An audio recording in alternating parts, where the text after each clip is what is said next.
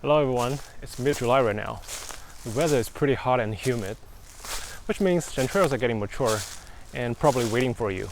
So in this video, I'm going to introduce you 4 different kinds of chanterelles that are commonly seen in Northeast America. Then I'm gonna share a few tips on how to find chanterelles and when's the best time to harvest them. After that, I'm going to talk about how I preserve chanterelles for longer term storage without throwing them into the freezer. So stay tuned. I spotted the first flush of chanterelles on June the 9th. They were tiny, as you can see here, but that was when they started to pop up. And you could expect to see chanterelles on larger scales and in more decent sizes within 2 to 3 weeks.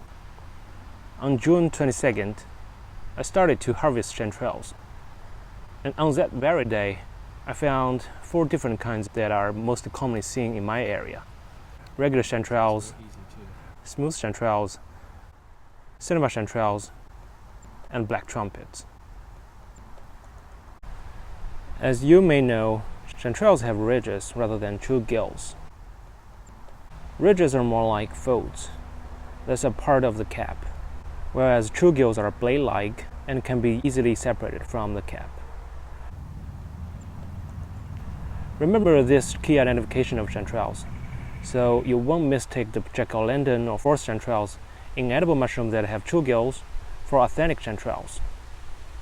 In some cases, the ridges are not prominent at all and can hardly be called false gills. And yes, I'm talking about smooth chanterelles. See, this specimen is almost fold-free. My neighborhood woods produce mostly smooth chanterelles. They have no lookalikes and they grow pretty large, almost like the size of your palm. Then here comes cinnabar chanterelles. As its name indicates, they take on a vibrant bright orange or red color. They are all pretty small in size and have very thin fleshes. Not that much meat to offer, but definitely adds some color to the dishes.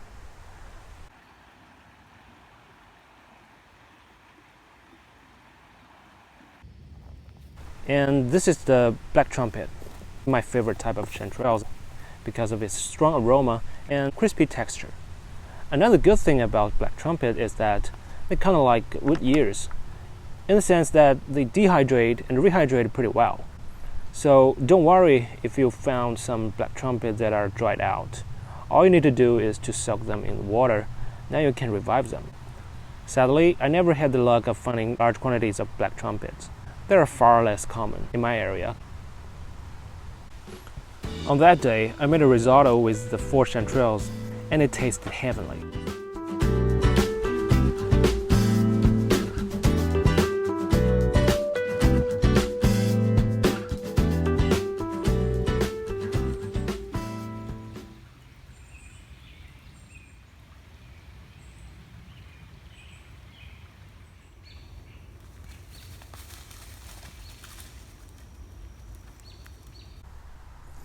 Okay, by now I bet you want to know how to find chanterelles.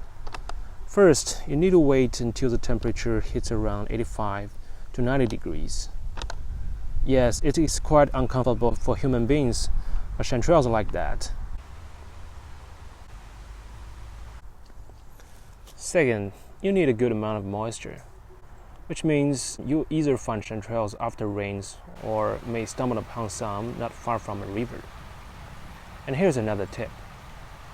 Do not go out for chanterelles on a rainy day or immediately after rain, because you are most likely to end up with very dirty chanterelles that have gathered all the debris in between the ridges, which will eventually cost you hours to clean.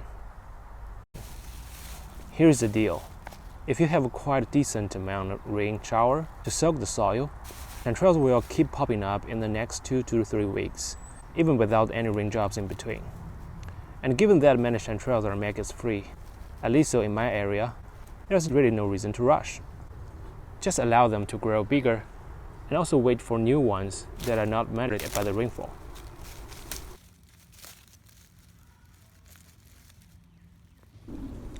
As for the location of chanterelles, you will have to figure out your own spots.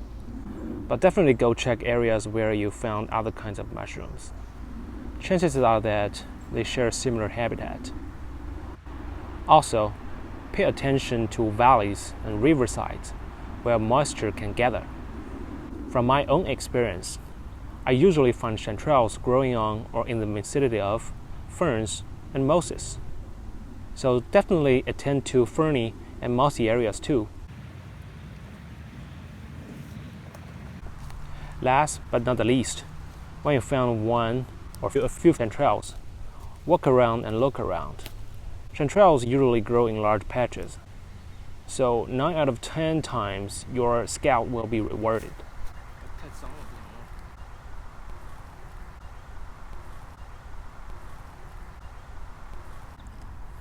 Before we move on to how to clean and prepare chanterelles for preservation, I want to mention 2 last things.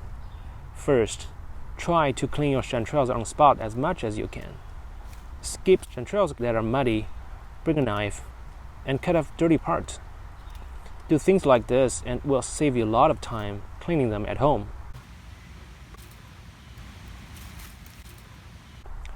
In addition, thanks to their bright colors, chanterelles can be easily spotted, even at sunset when it's a bit cooler. That's also when I usually go out for them.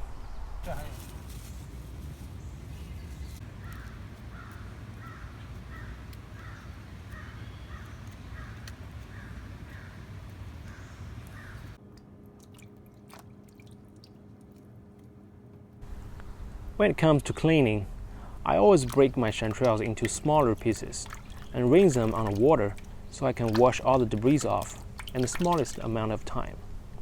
Although I believe for super clean chanterelles, dry cleaning with a toothbrush will do the trick too. I don't mind my chanterelles absorbing too much water because I always do a dry saute to get rid of all the excess liquid. By the way, chanterelles contain a lot of water, so in my opinion, you cannot skip the dry saute step, no matter you rinse them or not.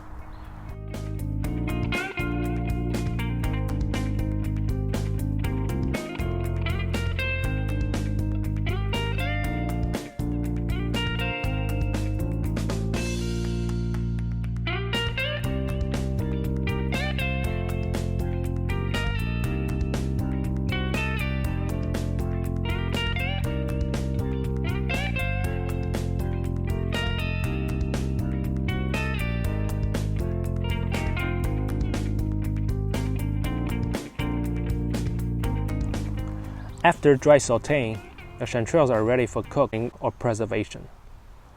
I like to simply cook them with green peppers or put them in meat stews, or I just bake them and set them in the freezer for longer term storage. But today, I'm gonna do something else. My favorite method of cooking and preserving chanterelles: chanterelle in oil or chanterelle infused oil, depending on how much oil you will use. Basically, all you need to do is to set your stove on low heat and slow fry chanterelles along with other spices in oil. I used green onion, garlic, and ginger slices, the classic combination in Chinese dishes. Western spices would work too. Be sure your stove is on low heat because you need to caramelize chanterelles very gently to bring out the aroma. It takes time, but you don't need to stand by. Just remember to stir chanterelles occasionally. I don't like to put in too much oil because chanterelles will shrink considerably, and I try not to dilute the flavor of the infused oil.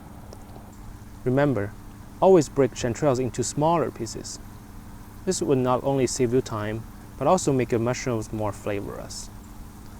When the mushrooms turn dark or become crunchy, you're down.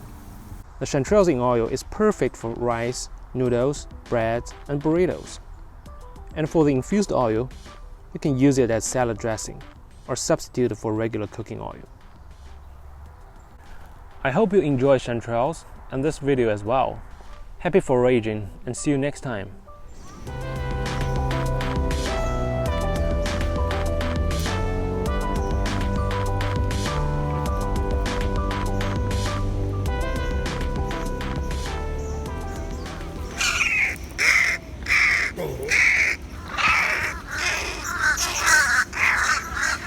Aquí son animales, animales son bravos.